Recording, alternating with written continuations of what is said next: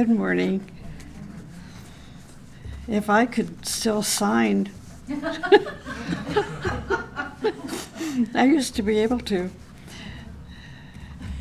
but I did it with two hands, not one. It's evolved. Anyway, so they're having sound problems this morning. Hopefully it'll get fixed because I need to start, and if it doesn't, we are recording it, and you can listen to the talk toward the end of the day when it's put up on YouTube. So this morning I'm talking about labor. Labor is the cornerstone of our existence. So let me start with a quote from the book Fiery World, Volume 3, paragraph 37.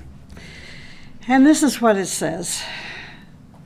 The achievement of the Spirit occurs during earthly difficulties and struggles in which the Spirit develops a higher striving. This is important. If you don't hear this, you're not going to understand the rest of the talk. So let me say it again, just the first sentence. The achievement of the Spirit occurs during earthly difficulties and struggles in which the Spirit develops the higher striving. The Spirit cannot become affirmed during conditions of well-being or abundance. Sound is back on. Okay, yay. So I'm going to begin again. We're really going to know this first. And again, this verse is from Fiery World, Volume 3, paragraph 37. The achievement of the Spirit occurs during earthly difficulties and struggles in which the Spirit develops the higher striving. The Spirit cannot become affirmed during conditions of well-being or abundance. Therefore, the co-workers can prove the strength of their spirit and striving during daily labors and difficulties. How could one attain the highest state, attain refinement of consciousness without spiritual labor? So what is labor and what is spirit?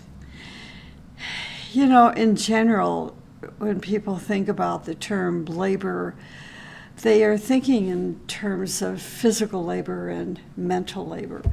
But Agni Yoga, of course, takes a very different approach. And this is what it says. And it says through Helena Rourke, when she told her students that labor is the cornerstone of our existence. So she didn't say this is the only way to make an income and then retire. It didn't seem to even dawn on her that's what the rest of us thought about, you know, that we have to work most of our life and then we retire. You know, she said, no. In Agni Yoga, labor is the cornerstone of our existence. The Master M said that labor is the crown of light. It is necessary that children remember the significance of labor as a factor of world creation. As a result of labor, there will be a steadfastness of consciousness. So when we think about this, he's saying the result of labor, there will be a steadfastness of consciousness. It really does not take a physicist to understand what he is saying if we recognize that our creative activity from day to day to day, from the beginning of life to the end of life, is constructed on ideals and higher thought. And these ideals and ideas and higher thought is what gives us the inspiration and the impulse to move forward and to be active from a in a day-to-day way. In other words, we have goals, we have a sense of direction. And with goals and sense of direction, we know where we are headed, we understand the purpose of our life, and that our life is not self-centered, but other-oriented. When we look at retired people, I know people look forward to retirement. And some people can take their retirement years and be more active and more creative than they were, in their more income-producing years. But that's the exception. Normally, when people retire, they go to the golf course, they go to the country club, they travel until they reach, let's say, age 70. Then travel is not so easy. Going to the golf course is a challenge. Playing tennis, they retire their tennis racket. But that's the general norm of understanding of life, but not in Agni Yoga. And again, to remind us, Helena Rourke says that labor is a cornerstone of our existence. As a result of labor, there will be steadfastness of consciousness. So we're not going to lose our consciousness. Our consciousness, our light is not going to dim, but just the opposite. It's going to expand and increase. A sage says that disciples are in continuous labor, and they do not retire in old age. People in general will not extend themselves in any kind of labor unless they receive some kind of compensation, usually financial, some kind of material compensation, maybe, salary or stock options, or even the promise of promotion into positions of power. Sometimes they're promised cars and houses and real estate and other material comforts in return for their labor. In other words, most people labor for material compensation. And that's just the normal, or what we would call the norm, of mass consciousness. But a disciple labors for hierarchy. They recognize that their talents are gifts which can be used for the service of the plan for humanity and for its future. So their talents are gifts to be given to humanity. I find that so beautiful. These are gifts that we give to humanity for its future. Their talents are used to give to humanity, to give hope and inspiration and renewed faith in life, to create a bridge between this world and higher worlds. So think about those wonderful human beings. I was just watching, for example, I only watched it for a few minutes, but it was a video with the Dalai Lama talking with Desmond Tutu. What an incredible video. They were kibitzing back and forth. They were putting one another down and laughing and laughing and laughing. I mean, it was such joy to listen to these two very old people. I mean, the Dalai Lama is now celebrating his 86th birthday. Imagine that. And he had so much joy and wit. I'm grateful for these wonderful spiritual beings to show us what labor is all about and giving us hope and inspiration and a renewed faith in life. They use their talent to increase health, to demonstrate the creative power of love, and more. If a disciple gives freely of their talents in their labor, their compensations are going to be far-reaching, beyond what we can even imagine. Their talents will never be exhausted, but will multiply. The more of themselves that they give to others, the greater their treasures will be.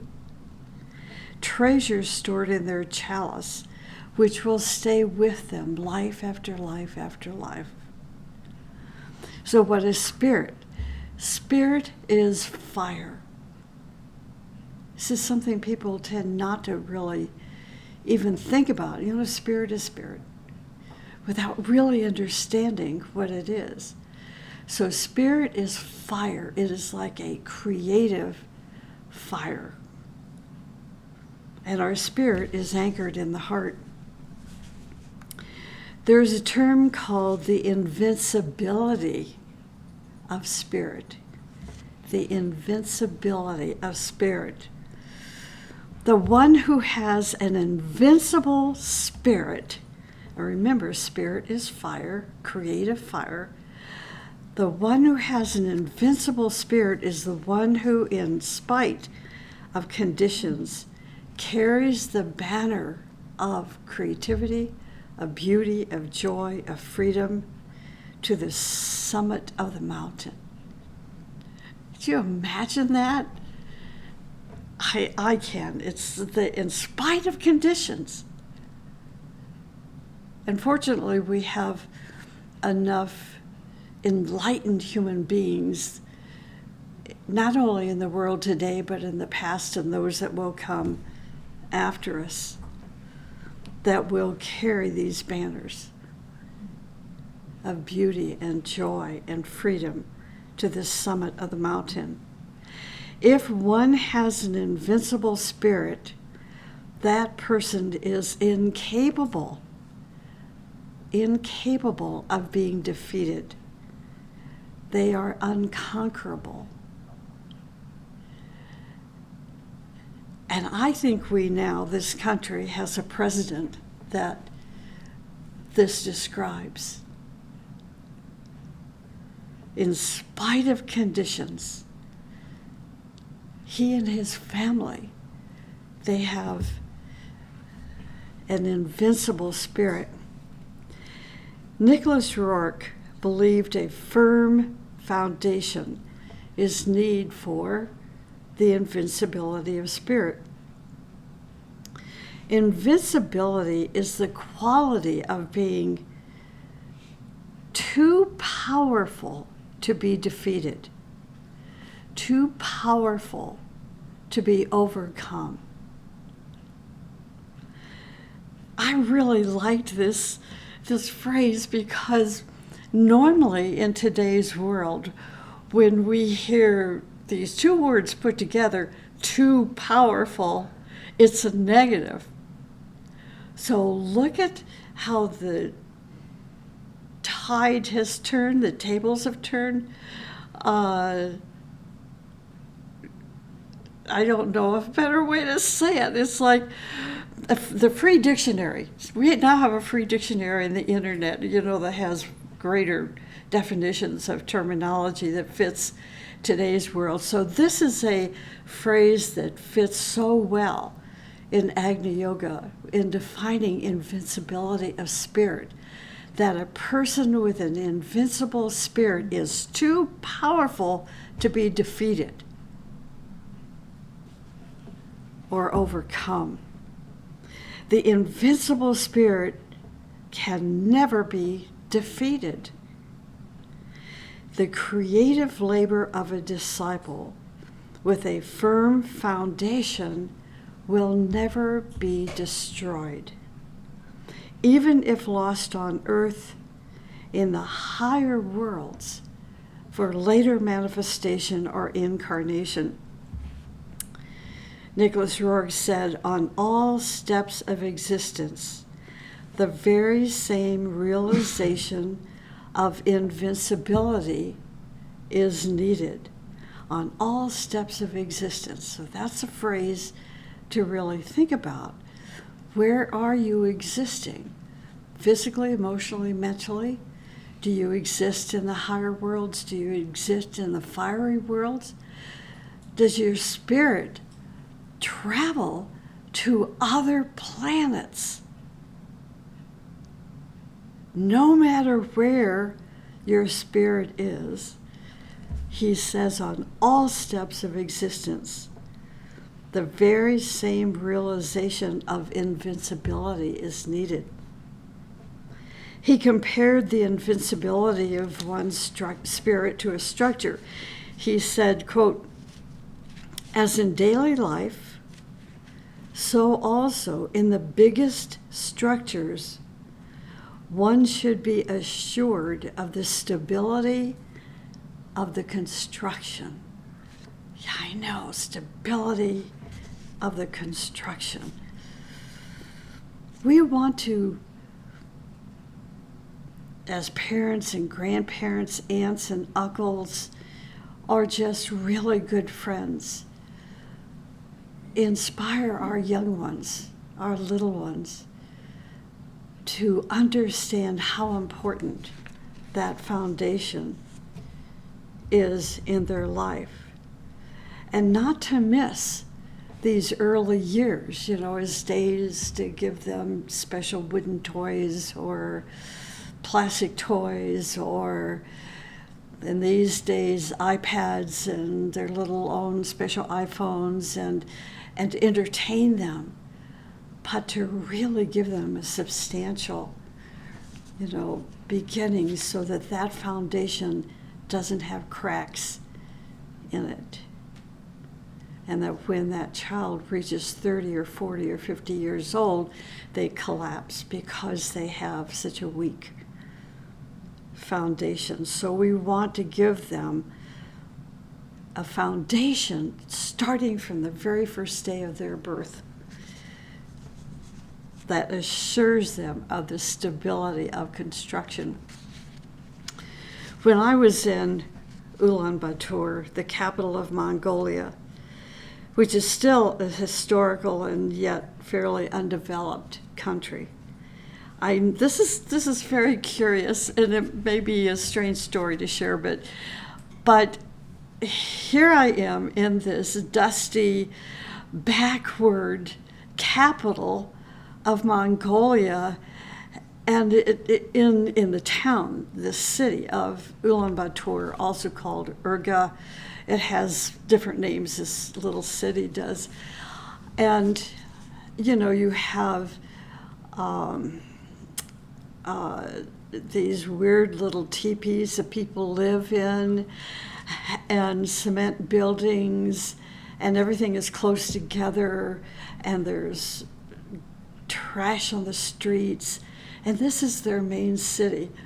Well, this is what was so prominent, is that they had a number of cranes. They're trying to build this city up, so they had these various cranes, and these cranes were carrying and moving tons of heavy equipment from one place to another, and two of these cranes were even holding up buildings. So it was so odd to me. I've got to figure this out. So I did a little Googling on the internet about cranes, and I learned that there's a remarkable science to creating a crane, where even the most microscopic detail must be given attention to its construction, for there can be no room for error. It must be invincible. Its construction must be precise enough to lift heavy equipment day after day. And sometimes these cranes are just holding like a major, huge truck for days. And it doesn't move. It's just there holding this big, heavy truck. So it has to be made well enough and precise enough to lift heavy equipment day after day and year after year. For if there is one flaw in the equipment, it will cost the lives of many. The same must be understood in laboring for our soul, in constructing an invincible spirit.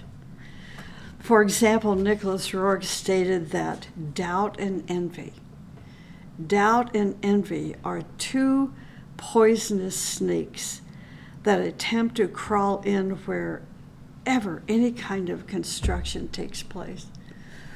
What was surprising to me in reading the early notebooks or journals of Helena Rourke was where the master was encouraging both Nicholas and Helena Rourke to build their confidence. Helena Rourke particularly had self-doubt. Could she carry this message? Could she do all that she was being asked to do?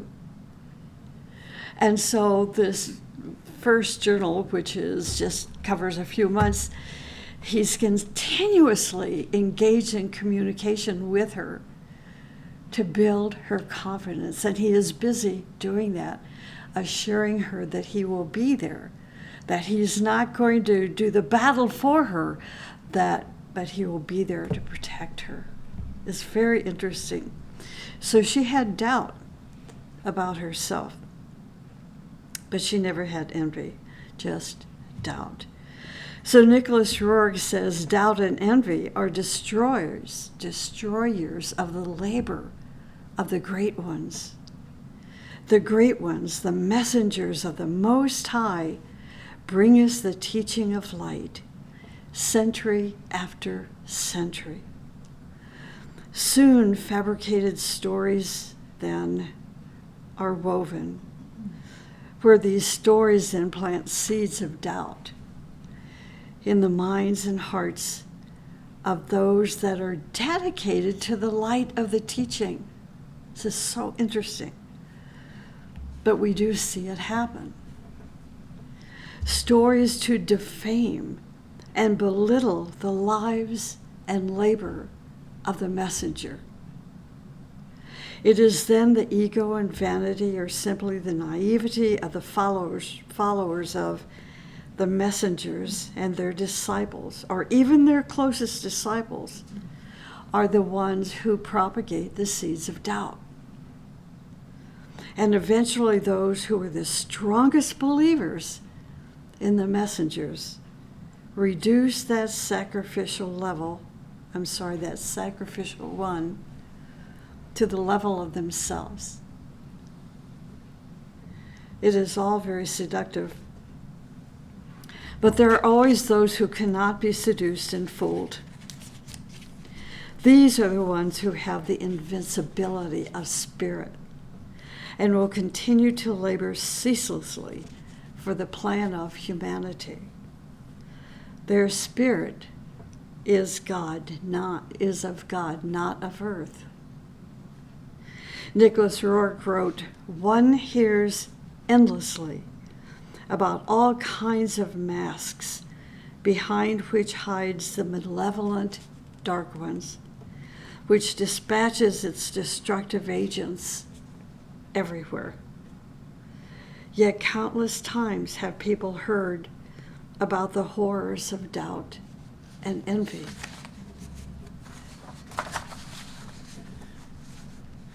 We are continuously warned that we cannot advance while immersing ourselves in the worm of doubt. We are also instructed in the teaching to take a stand against the assault of the dark forces. And that we must remember that the dark forces are legion in strength and can only influence us if we do not have the invincibility of spirit.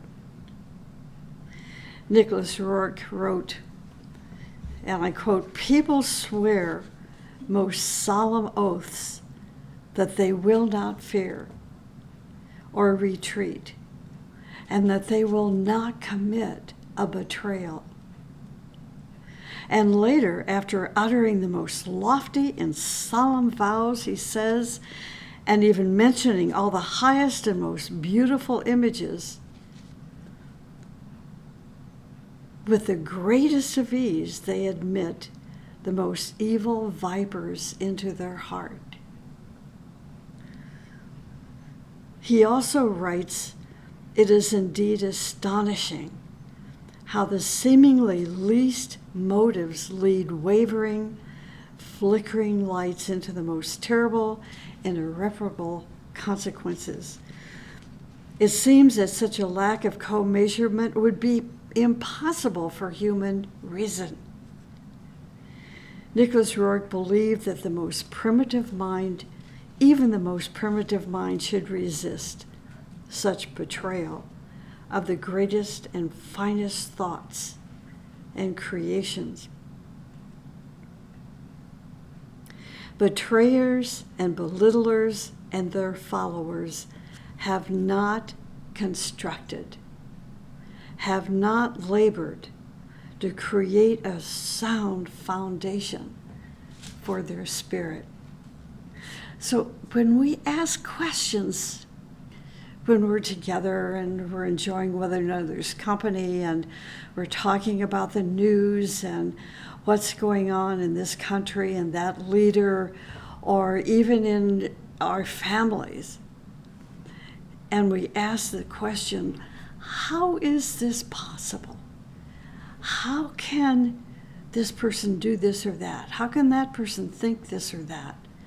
How can that leader lead their followers in that direction, a direction toward involution? This is our answer: because they have not labored to create a sound foundation for their spirit. So this is why we go back as parents and grandparents and aunts and uncles and just good friends, to give our little ones a strong foundation for their soul. See, even the one whose spirit is more obscured will sometimes say, in spite of everything, this is so interesting, light will not be impaired or weakened or damaged. But you see, the dark forces still try to increase doubt and even extinguish or unsettle the person that says light will not be impaired or damaged. In such moments of dark madness, people retreat from all logic. This is kind of a simple example. I used to do a lot of astrology charts for people, and this person came in and said, "You know, you told me that I should put my house up for sale, let's say July 4th, since today is July 4th. Happy July 4th, by the way." And so they put their house up for sale July 4th.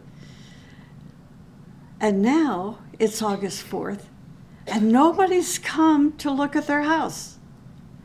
So your chart was wrong, your interpretation was wrong. And I said, "Well, did you put a sign out in your yard? You know, house for sale." "Well, no." "Have you advertised your house for sale?" "Well, no, because you said it would sell." Yeah. Dark madness. In the moments of dark madness, people retreat from all logic. Everything more or less sensible. All the best examples are for the obsessed, only an occasion for irritation. The obsessed one is ready to inflict the hardest blow upon himself. He is ready to subject his whole future to the greatest danger, fully merited only in order to utter slander, distortion, and lies. In declaring his most evil actions, the obsessed one attempts to somehow vindicate himself. Just think of what's going on in the news today.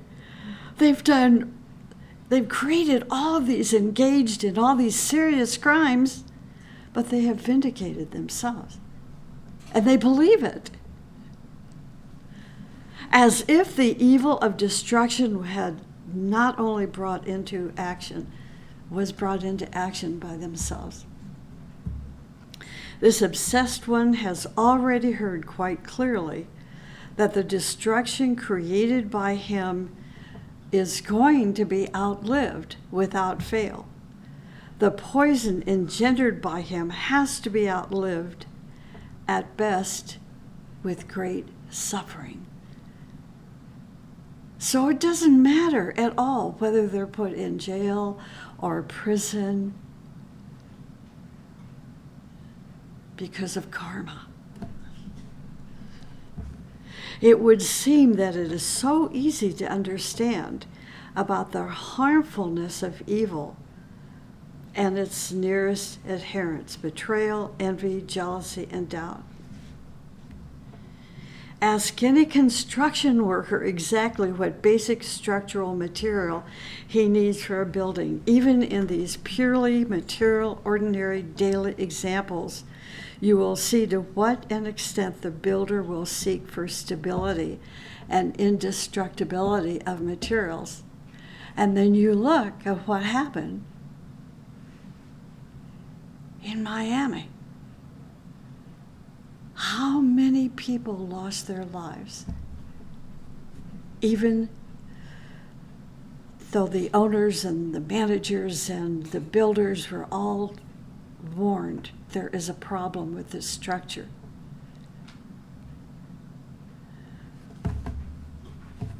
If we see such examples as in the construction of a crane as a daily example, to what extent then must we labor for foundations necessary in spiritual structures?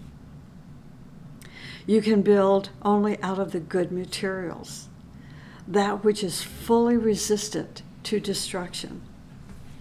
Observe the many examples when spiritual associations broke up because of such petty things and trifles. We must labor to construct an invincibility of spirit with only the most pure material. Pure material such as the principles of beauty and joy and freedom, and the practice of virtue and living ethics. We have been given many tools with which to construct a strong spiritual foundation. Simple tools such as the virtues, acting through humility, and the practice of harmlessness. Then meditation. It is through meditation that many obstacles from within our nature will come to the surface, and then be ready for reconstruction. Self-observation is a good tool, another really good tool, which will reveal yourself to yourself, your weaknesses, wrong speech, selfish motives, harmful behaviors, and so forth, which, once these elements are recognized, can be eliminated, and in so doing will keep you from being stuck, really stuck, in furthering karma which becomes increasingly difficult to eradicate. So as you strive and labor to eliminate these weaknesses from your personality nature, it is then you can no longer fall prey to obsession and possession. You will have constructed your spiritual foundation out of only good materials, fully resistant to destruction. Only through an enlightened heart and the attained stage of the invincibility of spirit is the disciple steadfast in his cooperation with the hierarchy and the plan. Nicholas Rourke also writes, quote, if people repeat so many times to each other about the shamefulness of bowing to darkness, will they also freely admit to the abominable worms they have allowed into their own hearts? The teaching gives us some help. It says, in order to be a great laborer for the plan of the hierarchy, you need 7 virtues. So I'm going to quickly list those virtues. The first one is one-pointed persistence. One-pointed persistence. You set out to do something, and no matter what happens, you finish it. You persist against all obstacles and difficulties, and you accomplish what you intended to do. Patience is the second one. In its esoteric meaning, it is more than waiting for the proper conditions in which to labor. It has to do with the silent observer and inspirer, which is within you. So it is also responding to that silent observer, which takes patience. Alertness. You are aware of what is going on in the world, physically, emotionally, and mentally. You see social and global aspects and the signs of the time, because you know that your labor will suffer if you do not consider the conditions of the world. So alertness. The next is a sense of direction. Again, these are the 7 virtues which help us labor for the plan of humanity and hierarchy. Sense of direction, sensitivity to the plan, and to coordinate your goals and direction with the plan. That sense of direction. And then there is inclusiveness. Inclusiveness is the ability to synthesize many points of view. Those of us that study Agni Yoga, we come across the word synthesis. In fact, sometimes Agni Yoga is called the yoga of synthesis. But yet not understanding it well enough to practice it. Synthesis is the ability to see and have many points of view, and that's called inclusiveness. It is to take in those elements of advice, scientific investigation, and knowledge which contribute to the answer of a problem. All wisdom is accepted, regardless of the source. And then the other 2 are compassion and courage and daring. Compassion is a sign of one who labors as a world server. And courage and daring, we must have courage and daring in order to complete our spiritual building. So let me close by sharing the words of Master M. And this is from Fiery World 3, and this time paragraph 71. He says, among the fiery servants of humanity should be particularly noted those who take upon themselves sacrificial labor. The spirit of these servants of humanity is like a fiery torch. For in its potentiality, this spirit contains all the qualities which can uplift mankind. Only a powerful consciousness can take upon itself sacrificial labor, one with invincibility of spirit. He says, each task of a servant of humanity reflects the quality of his spirit. So thank you for being here.